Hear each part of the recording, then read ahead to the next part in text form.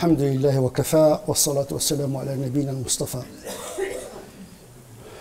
Le Coran s'adresse à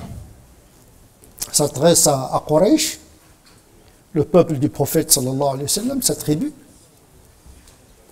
Bien sûr, quand le Coran parle aux Arabes de l'époque, il parle à toute l'humanité, mais à travers une condition, une situation. Donc ce qui est valable à un moment donné, il peut être aussi valable pour une autre époque et pour un autre peuple, surtout quand il s'agit d'énoncer des lois historiques qui s'imposent à toute l'humanité, quelle que soit sa religion. Le Coran ne parle pas uniquement aux croyants. Il parle aux humains, d'abord. Ya ayyuhan nas. Quraysh, à l'époque, n'était pas musulmane. Elle parle avec elle. Donc, ce n'est pas l'islam qui parle avec Mohammed, Abdel Qadir, Tariq, Khadija. Il parle à toute l'humanité, hier et aujourd'hui. Comment faire en sorte que notre religion parle avec les musulmans et les non-musulmans en même temps? C'est ça que la difficulté que nous vivons aujourd'hui. Nous confisquons une religion au service d'une population, alors que l'islam n'est pas une religion d'un peuple, n'est pas une religion d'une église. C'est une religion qui est au service de l'humanité en général. Donc, c'est une grâce de Dieu pour l'humanité dans ce bas monde et dans l'au-delà. C'est un facteur d'apaisement et de paix entre les gens. Et donc le Coran rappelle à Quraysh le bienfait et la grâce de la sécurité. Il leur rappelle que vous vivez dans la prospérité. La Mecque était presque une cité mondiale. La mondialisation a été un vécu de la Mecque avant la mondialisation. Un centre commercial. Toute la marchandise du monde transitait par la Mecque. Il y avait un voyage commercial vers le sud, l'autre vers le nord, c'est-à-dire, attention, il ne faut pas croire que la Mecque était une cité désertique, isolée du monde. Non. Elle était au carrefour du monde, de par le commerce. En plus, il était une capitale spirituelle pour l'idolâtrie. Donc le politique et le théologique étaient en cohabitation totale à la Mecque. La renommée de Quraysh, la prospérité. Et donc le Coran rappelle aux idolâtres que vous profitez d'une cité qui prospère, qui vit la paix, la sécurité alimentaire, mais sécurité également physique.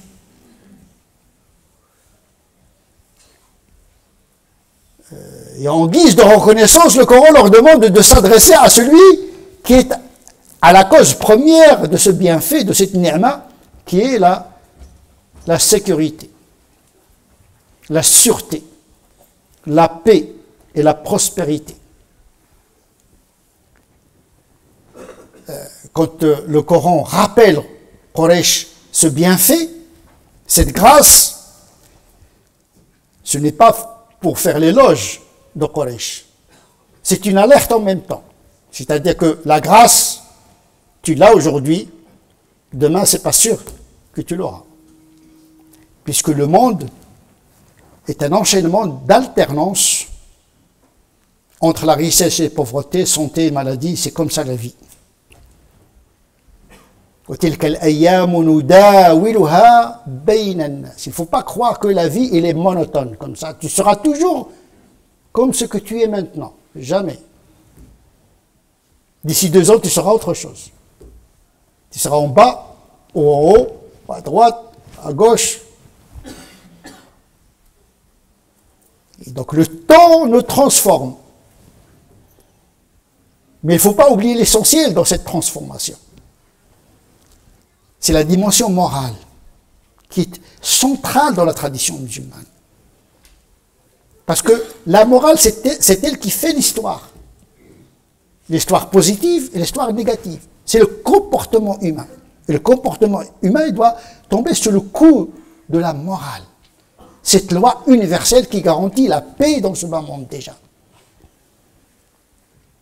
S'il y a une injonction coranique qui pousse le musulman à respecter la morale, c'est parce que la morale garantit l'ordre sociétal et l'ordre mondial.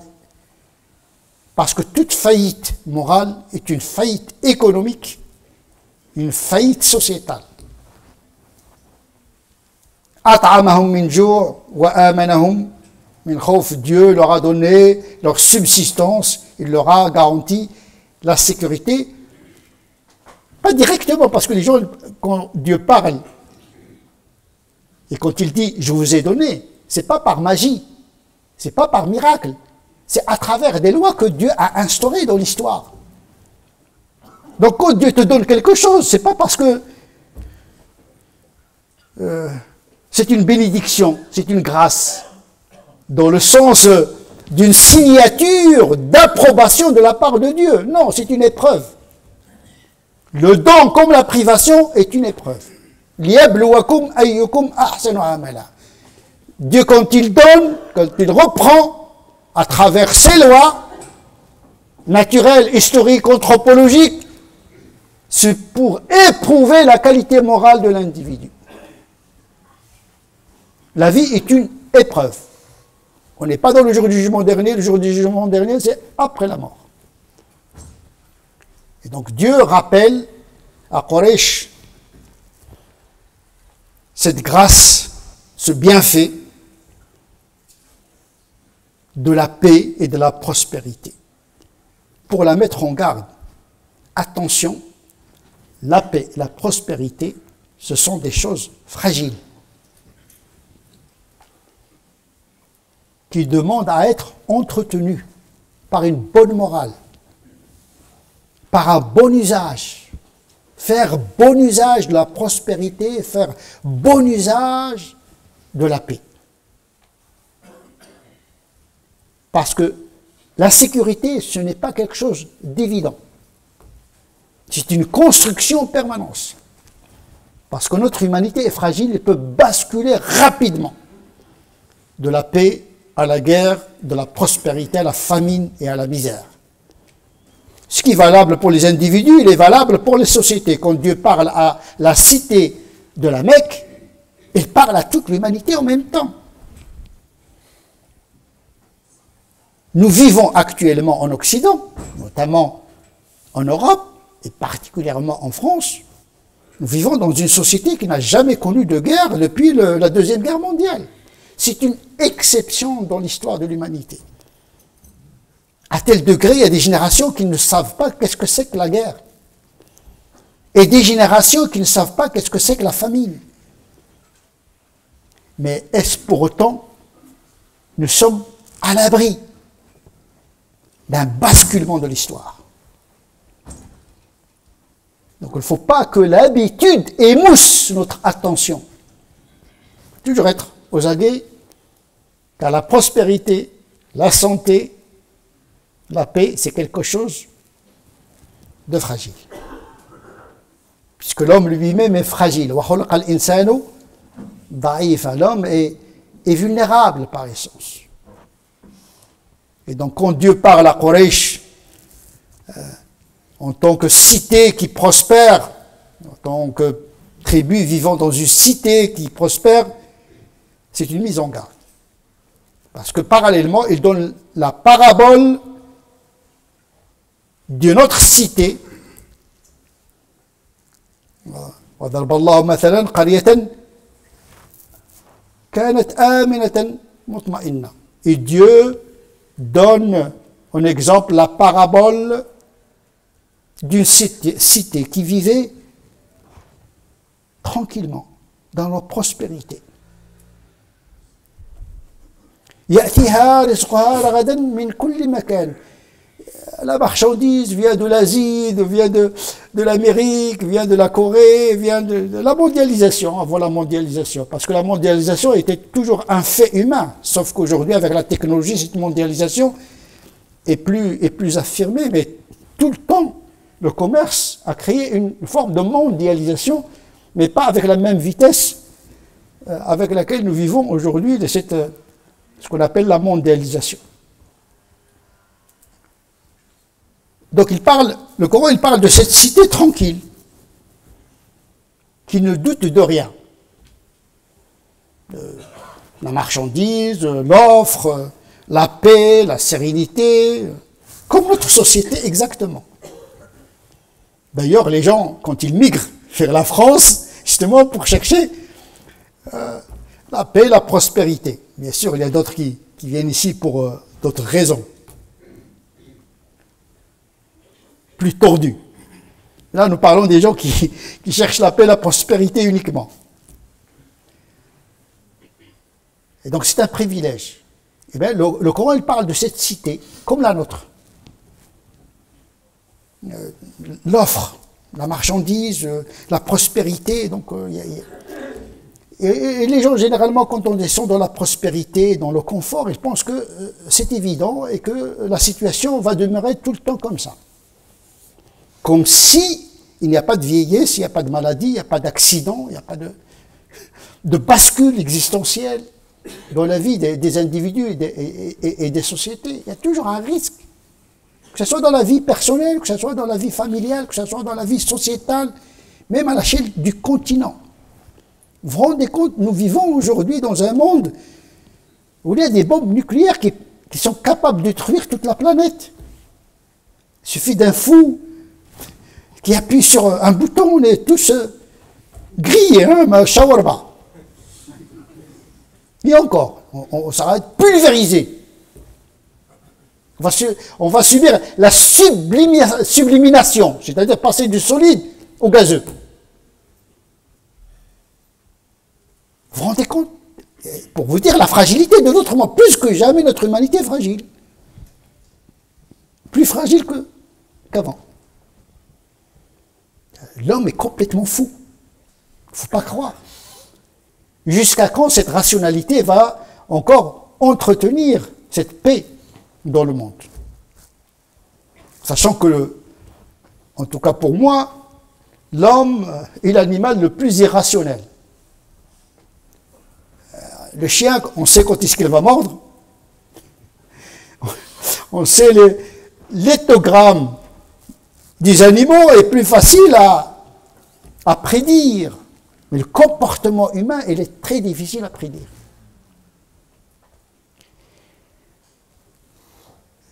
Revenons au verset du Coran qui parle justement de cette cité qui ne doute de rien. Il a oublié le bienfait. Il pense que le bienfait est évident. C'est ça, l'oubli que c'est un don, la paix. Il faut le reconnaître. Il faut le nommer, il faut l'apprécier, il faut le goûter, il faut l'entretenir comme quelque chose de rare et de précieux. En disant que bon, c'est évident, tout le monde est en bonne santé, moi aussi je suis en bonne santé, donc c'est pas... on pense que le bienfait, c'est la chose dont nous bénéficions à l'exception des autres. Il faut que j'ai quelque chose que les autres n'ont pas. Et la chose que j'ai pas, ou bien la chose que j'ai et que les autres n'ont pas, c'est ça le bienfait. Ni'ma, c'est la chose qui me singularise. C'est une notion de ni'ma qui est fausse. Parce que généralement, les meilleures ni'ma, les meilleures grâces, ce sont les grâces partagées. La respiration, l'eau, la vie. Vous n'allez pas dire, la vie c'est un bienfait, c'est pas parce que il y a que des vivants autour de moi, donc la vie c'est pas un bienfait. C'est évident, c'est un dû.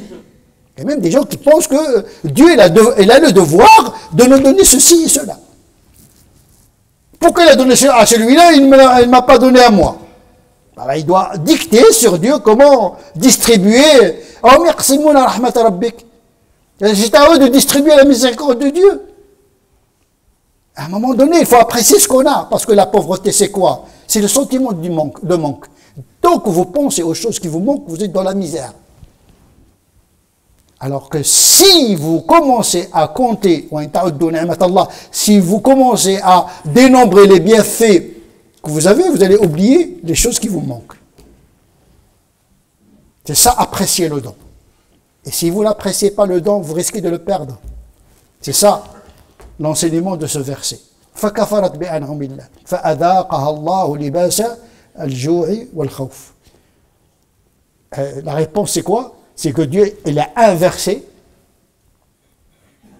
la loi, c'est-à-dire que cette paix est devenue un conflit, et cette prospérité est devenue une misère sociale. بِمَا كَانُوا يَصْنَعُونَ. C'est à cause de leur comportement. Ce n'est pas une malédiction directe, mais c'est un rapport entre la cause et l'effet. Ça s'applique aux musulmans, ça s'applique aux non-musulmans en même temps. ذلك بأن الله لم يكن مغيرا نعمة على قوم حتى يغيروا ما بأنفسهم. Dieu n'a pas à changer l'état de prospérité d'un peuple tant que celui-ci n'a pas changé en lui-même. C'est-à-dire lui-même il a transformé le bienfait en méfait. Et on dit toujours ash-shukr, qui est le contraire de le kufr. Le kufr, c'est la mécréance. Et la croyance, c'est synonyme de la gratitude. Shukr, être redevable à Dieu. Reconnaître le bienfait. Apprécier le don. Ne pas le sous-estimer. Ne pas le mépriser. Et les moralistes musulmans disent que ash-shukr, c'est faire bon usage du bienfait. Si tu es en paix, ne profite pas de la paix pour diffuser le fasad. Ah, c'est une occasion, il n'y a pas, etc. Donc, je fais le fasad au maximum. Je profite de la paix pour faire l'immoralité. La moralité, c'est quoi? La moralité, c'est que tu participes à un déséquilibre de l'ordre de la société. Le vol, ah, tout le monde est gentil, naïf, donc je vais voler. Ah, tout le monde me croit, donc je vais mentir. Donc tu profites d'une situation qui est prospère, qui est bon, pour faire le mal. Eh bien, le mal va transformer le bien en mal, tout simplement. Bima kanu yasnaun. Donc effectivement, nous sommes dans un moment de l'histoire où non seulement le musulman doit ne pas constituer une menace pour les autres, parce qu'effectivement, il y a des menaces, des musulmans qui menacent, de par leur comportement, de par leur délinquance, de par leur... Bien sûr, les musulmans, comme les autres êtres humains, il y a des bons, il y a des voyous, faites un petit tour dans les quartiers ici, vous allez voir, vraiment le voyou 5 étoiles. On a battu le record dans ce domaine-là. On a concentré le façade américain, façade chinois, façade arabe. On est devenus les champions dans le mal. Même si ça ne concerne qu'une minorité de musulmans. Mais l'histoire est faite par les minorités, malheureusement. Par les terroristes, par les délinquants, malheureusement, c'est ça l'image de l'islam aujourd'hui. Il est confisqué par cette minorité agissante qui donne une mauvaise image de l'islam et qui trouble la paix et la sécurité. Et non seulement la sécurité physique, mais la sécurité culturelle. Il faut respecter la culture des autres. Toi, tu ne manges pas le porc. Pourquoi tu obliges les autres à ne pas manger le porc? Ah, je ne reste pas dans une table où on mange le porc. Ce qui t'a demandé, c'est de ne pas manger le porc, pas interdire aux autres de manger le porc. Mais quand on vient, on débarque. Parfois, il y a des quartiers où il y a des jeunes qui veulent imposer le ramadan, qui veulent imposer le foulard, qui veulent imposer... Ils sont devenus vraiment... Ils vont faire le califat dans les quartiers. En faisant fi des codes culturels de la société. Parce qu'il y a des codes dans la société. Ce n'est pas une jungle. Même la jungle, il obéit à des lois. Même dans la jungle, vous ne pouvez pas faire ce que vous voulez. Hein. Il y a le territoire des renards, il y a le territoire de lions. Et les animaux connaissent bien les codes de la jungle. Soyons comme les animaux, au moins. Quand un animal, vous le mettez dans une niche écologique nouvelle, il fait attention. Il sniffe, il regarde, pour entrer en symbiose avec son environnement. Rester soi-même, mais respecter le regard des autres, la culture des autres, parce que c'est comme ça, l'altérité, c'est de vivre avec l'autre pour garantir une sécurité également culturelle, économique, etc. Parce que nous devons être un levier de cette paix. Nous devons être un élément positif dans la société. Là, on voit le musulman, ah, alhamdoulilah, c'est très bien, il y a un musulman. Donc je peux laisser ma baguette. Aujourd'hui, même à la mosquée, il y a des gens, quand ils viennent à la mosquée, c'est avec des chaussures 5 €. Hein. Il n'a pas envie de venir avec des chaussures 300 € parce qu'il a peur qu'on lui vole ses chaussures. Vous vous rendez compte? Même dans la mosquée, on n'est pas en sécurité. On a volé la caisse plusieurs fois ici. Vous vous rendez compte? On est très loin de cet islam qui apaise, même dans les mosquées, il n'y a pas de sécurité. Quand tu fais la prière, tu regardes à droite, à gauche. Et la main sur la poche. À un moment donné, il faut briser cette image du musulman là où il est. Il peut être source d'un quelconque désordre. Et donc la paix, c'est quelque chose de très important et qui demande un prix, c'est-à-dire renoncer à quelques privilèges pour pouvoir permettre un équilibre, parce que quand il y a un déséquilibre dans la société, ça répercute négativement sur les musulmans lui-même. On n'a pas intérêt à participer à un quelconque déséquilibre, parce que si la société française s'effondre, les premiers à s'effondrer, ce sont les musulmans.